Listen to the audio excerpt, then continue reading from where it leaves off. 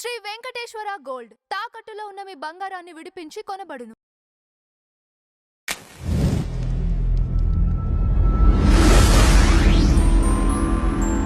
నమస్కారం డాక్టర్ నమస్తే శాంతరావు గారు. పెద్దవాళ్ళ దగ్గర ఉన్న పిఏలు, జగన్మోహన్ రెడ్డి గారి దగ్గర ఉన్న పిఏ కావచ్చు, వైవి సుబ్బారెడ్డి గారి దగ్గర ఉన్న పిఏ కావచ్చు, వీళ్ళే చక్రం తిప్పుతున్నారేమో అనిపిస్తుందండి. అంటే వాళ్ళు ఒక్కడే కాదండి. యాక్చువల్గా మరి అసలు బాస్ బయటకు వచ్చేటప్పుడు జగన్మోహన్ రెడ్డి గారు ముఖ్యమంత్రి గారు, అప్పుడు మాజీ ముఖ్యమంత్రి గారు, మరి టీటీడీ చైర్మన్గా చేసిన సుబ్బారెడ్డి గారు, అక్కడ మరి నెయ్యి లేకుండా లడ్డు తయారు చేసిన స్కామ్ ఉంది కదా, అది పట్టుపడ్డారు కదా. చివరికి నాకు ఒక డౌట్ అండి, ఇప్పుడు వీటన్నిటికీ స్కామ్లకి వీళ్ళే బాధ్యులు అవి వన్ కిందకు వస్తారా వీళ్ళు? ఎందుకంటే తప్పించుకునే అలాగా దొరుకుతారు వీళ్ళందరూ. చివరికి మొత్తం ఫ్రేమ్ అంతా మారుద్ది. ఇప్పుడు మెయిన్ ఎవరో అందరికి అర్థమైపోయింది, ప్రజలందరికీ తెలుసు. కానీ టెక్నికల్ గా ఎవరు మెయిన్ అనేది తీగంతా లాగుతున్నారు. తీగంతా లాగితే గానీ అసలు మెయిన్ పర్సన్ బయటికి రాడు కదా. కింద నుంచి స్టార్టింగ్ పాయింట్ నుంచి అట్లా వెళ్తారు.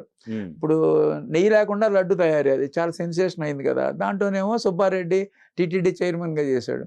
ఆయన పిఏ చిన్నప్ప మరి అతను దొరికాడు అక్కడ. ఇవాళేమో మరి లిక్కర్ స్కామ్, చాలా పెద్ద స్కామ్. 97,000 crores డిజిటల్ కాకుండా క్యాష్ లో జరిగింది ట్రాన్సాక్షన్ 5 సంవత్సరాలు. నో క్యాష్, ఎక్కడ డిజిటల్ పేమెంట్స్ ఓన్లీ 3,000 crores జరిగినాయి అంట. 1,00,000 కోట్లు అసలు లిక్కర్ ఇది మొత్తం జరిగింది 5 సంవత్సరాల్లో. మరి 3,500 కోట్లు అఫిషియల్ గానే బయట పెట్టారు. ఓకే, 3,000 కోట్లు ఇది అనుకుందండి అఫిషియల్. అసలు ఆ 1,00,000 కోట్లు ఏమైపోయినాయి? ఏమో కంటైనర్స్ చుట్టూ ఉన్నాయని చాలా రకరకాల వస్తున్నాయి కదా. ఎక్కడ భూములు చదువుతుంటే కూడా డబ్బులు వస్తున్నాయి అంటున్నారు కదా. ఇప్పుడు ఇతను ఉన్నాడు కేఎన్ రెడ్డి, జగన్మోహన్ రెడ్డి పిఏ అంటున్నారు కదా. ఇప్పుడు మరి ఈడీ పట్టుకుంది. ఎన్ని కోట్లు దొరికినాయి? వందల కోట్లు దొరుకుతున్నాయి. ఎక్కడ పడితే అక్కడ దొరుకుతున్నాయి ఈడీ వాళ్ళకి. మరి అది కూడా మరి ఇట్లాంటివి ఎన్ని ఉన్నాయో, ఇంకా ఎన్ని చూడాల్సి వస్తుందో. ఇది యాక్చువల్గా జగన్మోహన్ రెడ్డి చేసిన 5 సంవత్సరాలు చేసిన మహాపాపం అండి.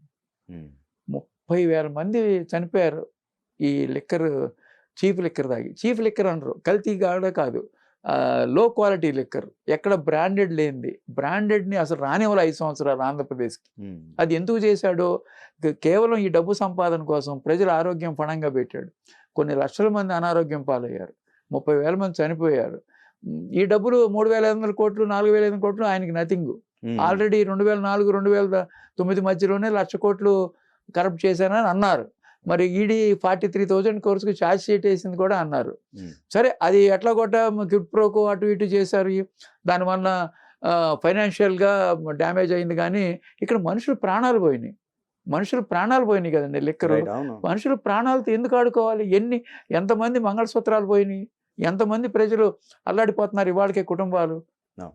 ఇవాళ ఎందుకు ఆ పాపం చేయాల్సి వచ్చింది ఆయన అనేది ఆయన ఇంతవరకు రియలైజ్ అవ్వకుండా ఇప్పుడు మళ్ళీ రేపు జూన్లో నియోజకవర్గాల వారీగా, మండల వారీగా ర్యాలీలని, వెన్నుపోటు పొడిచాడని చంద్రబాబు నాయుడు గారు సంక్షేమ పథకాలు పెట్టి దాన్ని అమలుపరచట్లేదని వెళ్తున్నాడు.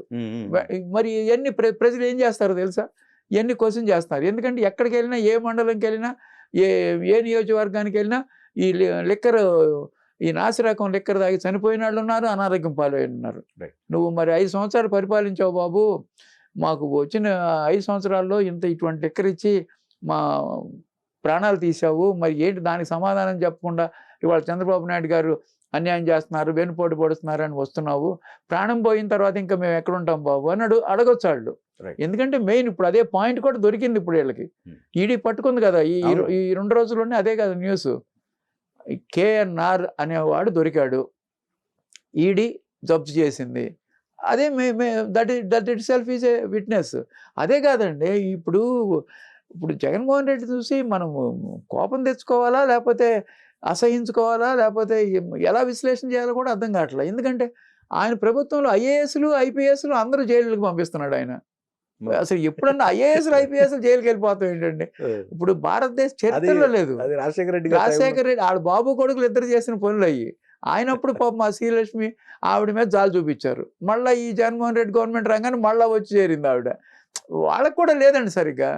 ఐఏఎస్ ఐపీఎస్లు జైల్లోకి వెళ్తాం అనేది ఇప్పుడు తెలుగుదేశం గవర్నమెంట్ అప్పుడు ఎవరన్నా ఒక ఐఏఎస్ కానీ ఐపీఎస్ కానీ ఏదైనా ఎలిగేషన్స్ ఉన్నాయా? ఇప్పుడు ఎవరన్నా జైలుకి వెళ్ళారా?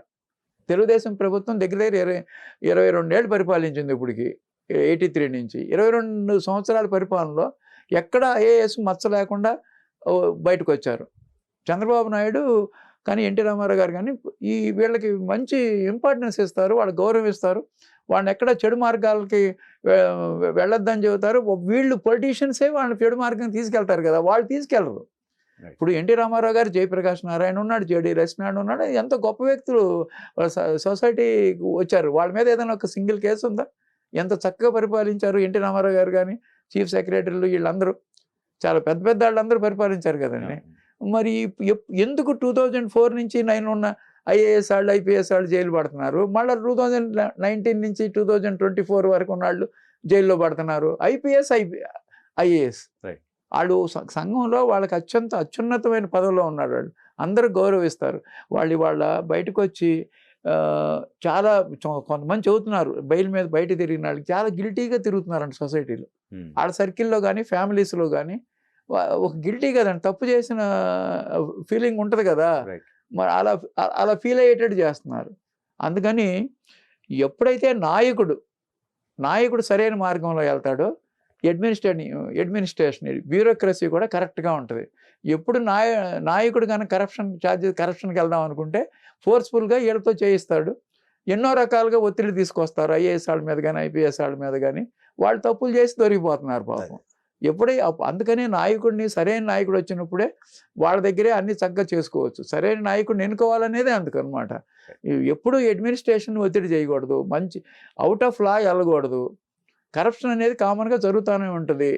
అది వేరు. ఒత్తిడి చేసి కావాలని సంతకాలు పెట్టించుకుని శ్రీలక్ష్మిది ఎంత గౌరవమైంది, ఆమె మీద ఎంత జాలిపడ్డారు. అలా ఇప్పుడు ఈ లిక్కర్ స్కామ్ అంతా అంతే. ఎంతమంది పాపం కృష్ణమోహన్ రావు గారికి, ధనంజయ రెడ్డి కానీ, మరి వీళ్ళందరూ ఏంటి పాపం, పెద్ద పెద్ద ఆఫీసర్స్ వాళ్ళంతా. ఎంత వాళ్ళ మీద జాలిగా ఉంది నాకైతే అటువంటి కార్యక్రమాలు దిగినందుకు. వాళ్ళు చేయటం కూడా ఇప్పుడు నాయకులు చెప్పారని చెప్పేసి వాళ్ళు చేయటం కూడా కరెక్ట్ కాదనేది ఉంటుంది కదా. వాళ్ళు ఏంటంటే కొంత ఫోర్స్ కూడా ఉంటుందండి. బెదిరిస్తారు, మనీ ఇస్తామంటారు, లేకపోతే మనీకి లొంగపోతే చంపేస్తామంటారు. ఎన్ని రకాల ఫోర్సెస్ అన్నీ వాడతారు వీళ్ళ మీద. వాళ్ళు ఒత్తిడి లొంగుతారు. కొంతమంది గట్టివాళ్ళు ఉంటారు, కొంతమంది లొంగిపోతారు పాపం, భయపడతారు కదా, ప్రాణభయం ఉంటుంది. మరి అలాంటివన్నీ చేస్తే కానీ లిక్కర్ స్కామ్ సక్సెస్ అవ్వదు. వీళ్ళు లిక్కర్ స్కాము 1,00,000 కోట్లు క్యాష్ రన్ చేశారంటే అడ్మినిస్ట్రేషన్లో ఉన్న ఐఏఎస్ వాళ్ళందరినీ ఎంతమందిని దాన్ని లొంగ తీసుకుని ఉంటుంది గవర్నమెంట్? ఎంతమంది ఐఏఎస్ వాళ్ళు లొంగిపోయి ఉంటారు, దానికి అనుభవించారు కదా శిక్షలు పాపం.